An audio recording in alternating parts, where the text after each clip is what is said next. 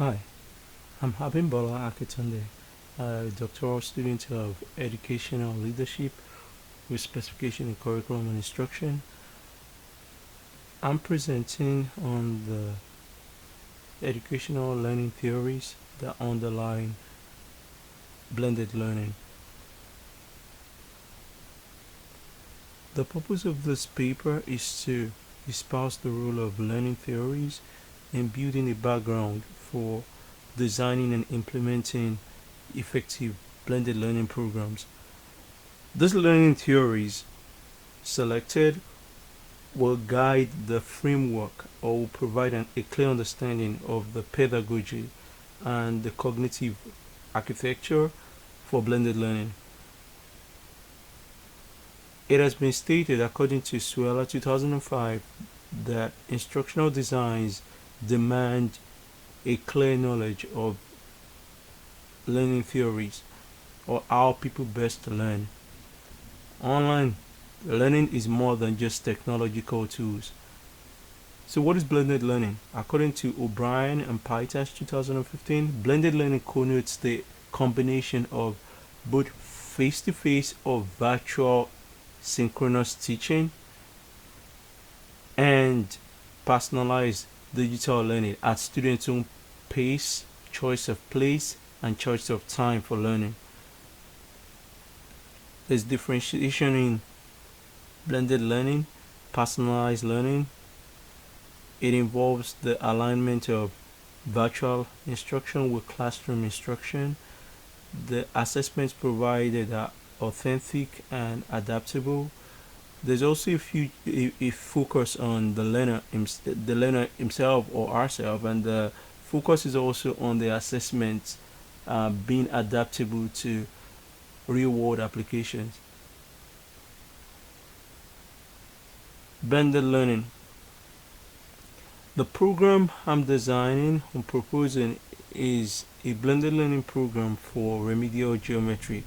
The target population will be high school students from grade 10 to 12, and these are students who have struggled with math in the past, struggled with Algebra 1 in prior years, and some of the students are special needs students, some of the students are at risk learners, and also includes English speakers of other language. The instructional objective of this program, the blended learning program in geometry, will cover spatial geometry, coordinate geometry, proofs, and their applications to the real world. The content of the blended learning will be sequenced starting with diagnostic pretest, followed by 7 weeks of both synchronous and asynchronous instruction, and continuous formative assessment, and then followed up at the end of the quarter with a cumulative benchmark assessment.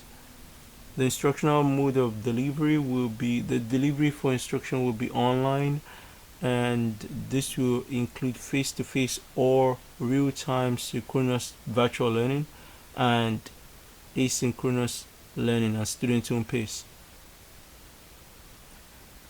The use of learning management systems such as Canvas or Google Classroom, Google Sites will be integrated. The cognitive theory of multimedia learning was proposed by Richard Mayer in 2005, and this entails the combination of pictures in combination with text and words. Because according to Sudden 2013, Mayer claimed that words alone won't do. So a combination of words and picture will help students comprehend better.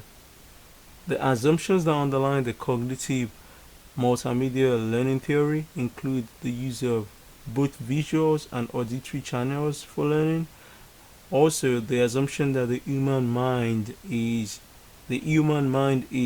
limited in its capacity to process, as limited memory space. So this includes a fusion of sensory, working, and long-term memory. The theory of cognitive multimedia learning includes selecting, organizing, integrating, as well as applying visuals and text, in addition to the application of high impact teaching strategies.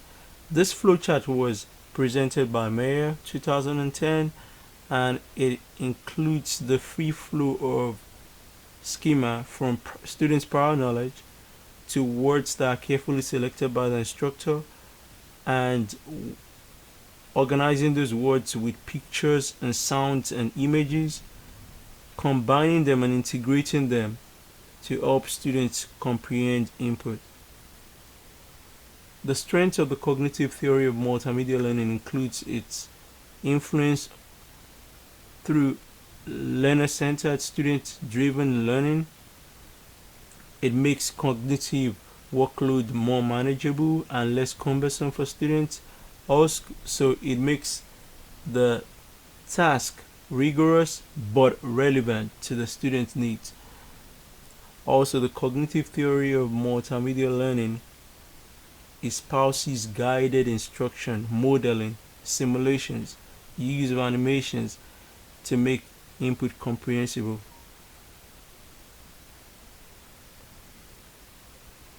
According to ABIS 2020, cognitive workload refers to the threshold capacity for a student or for learners to handle things that are presented or posed to them.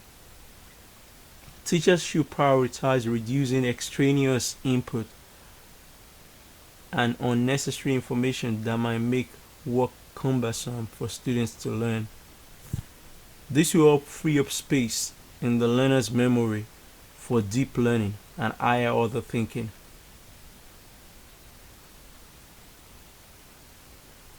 One of the benefits of the cognitive theory of multimedia learning includes the alignment with the Bloom's taxonomy through task analysis. It is emphasized that students will, on their own, prior to coming to the classroom for blended learning, they will, on their own, learn at the lower level of Bloom's by remembering, recalling, and understanding. But when they're in class, under guided instruction, and also during the synchronous instruction through interaction collaboration, they will be able to access higher order thinking skills such as analyzing, creating, and evaluating. Guided instruction is provided through the use of the gradual release model. I do, we do, and you do. Mayer and other protagonists canvassed for the use of interactive tools, making multimedia platforms more interactive to create a sense of appeal for students to be highly engaged and to also arouse their interest in learning. Critics of the cognitive theory of multimedia learning have faulted Mayer's notion that combinations of visuals and text are necessary for students to learn. Some claim that students have in time past learned and succeeded with text alone. Dwyer and Dwyer 2006 suggested that animation does not correlate to students' achievement. The integration of animation does not correlate with improving students' achievement. Also, Gadget et al. 2009 argued that the cognitive load theory proven by Meyer and et al. Was faulted by Gadget and colleagues, saying it cannot be established empirically that such things exist. There have also been criticism of the information processing theory and the science of instruction that was proposed by Meyer 2005. I designed the infographic integrating tools from synchronous learning, asynchronous learning, and web-based assessment to create student-centered learning opportunities. So for the asynchronous component, students will on their own read, take notes, engage in online discussions with peers. They will watch videos online, and online video-based instruction will be provided. They will explore and research, reflect on documents provided online, and they will engage with the learning management system online independently. When students come to class in a face-to-face environment or in the teacher-led virtual mode, in the synchronous environment, students will get access to high-impact teaching strategies, differentiated instruction. Instruction will be personalized in the real time for students. Feedback will be provided as students are being supported, and also students will collaborate with their peers and engage in cooperative learning. Digital web assessment will provide the opportunity for students to learn through authentic performance-based assessment.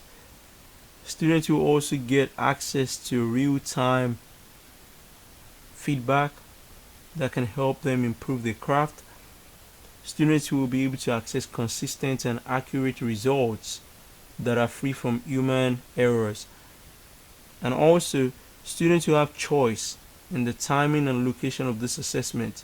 The ability to adapt, to make this assessment adaptive, is one of the core strengths of digital web learning, web assessment. Overall, the blended learning program in geometry, which I am proposing for remedial geometry for high school students, entails the use of the 12 principles of Meyer's cognitive theory of multimedia learning, and this includes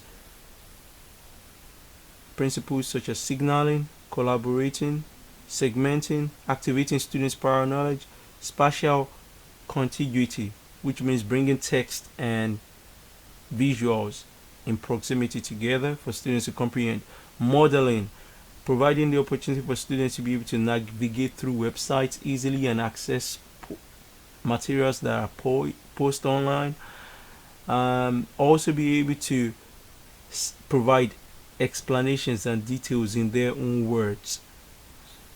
Chunking, making cognitive workload manageable for students, task analysis, modality, and multimedia principles. This will make the learning environment student-friendly and student-centered. How does the cognitive theory of multimedia learning align with the blended learning program? So the principles mentioned earlier, signaling, will help students learn better as teachers cue and provide highlights online. Through collaboration, students will learn better and also be able to get divergent perspectives from others through collaboration and cooperative learning. Segmenting, chunking, scaffolding, and providing students the opportunity to learn at their own pace. Spatial contiguity, helping students also comprehend better by placing visuals and words in proximity for concrete representations. Connecting to students' prior knowledge and activating prior knowledge and building background where some knowledge is missing. Also, self-explanations, allowing students to use cognates, words such as turn for rotation, or say flip for reflection, or say words in their own language, in their first language, for my ESOL students. Modeling, simulation, and the use of animation will help students learn better as they provided examples online. Thank you for watching my presentation.